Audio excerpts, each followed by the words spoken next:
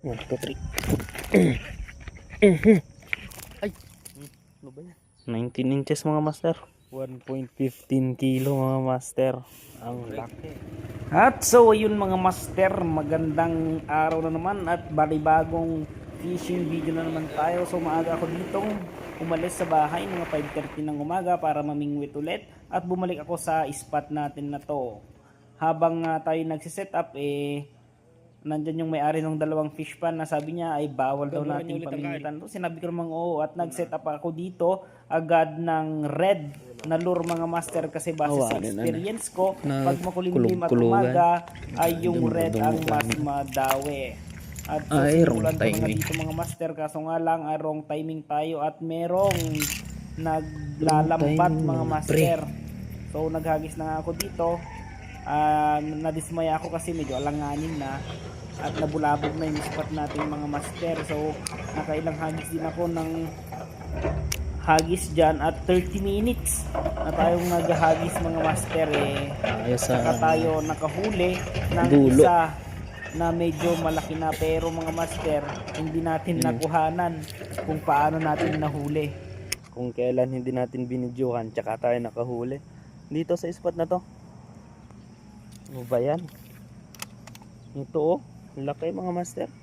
Ay, ano ba yan? Ayun no, laki nito.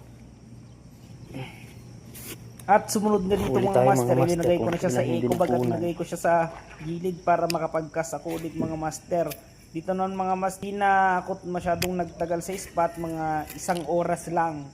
Ayan, at pagkatapos noon ay nakahuli na tayo dyan ng malaking dalag mga master. Panoorin nyo.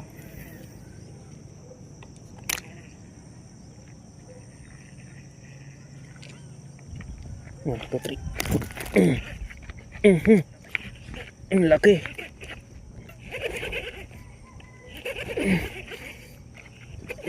Laki mga master.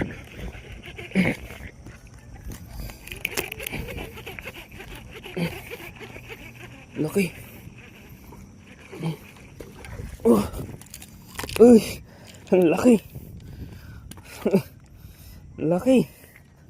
Pang ano to mga master, 1 kilo mahigit. Kiluhin natin mamaya. So yun mga master, nakachamba tayo Mamaw. Duguan siya Ang laki mga master. Bang. Mga 1 kilo mahigit to. Paldo. 18 to 19 inches siguro. Ito na mga master. Yung huli natin kanina. 1.15 kilo mga master. Ang laki. 19 inches mga master. At yun lang yung ating video ngayon mga master. And please follow my page and say thank you sa mga solid followers natin dyan. Alright?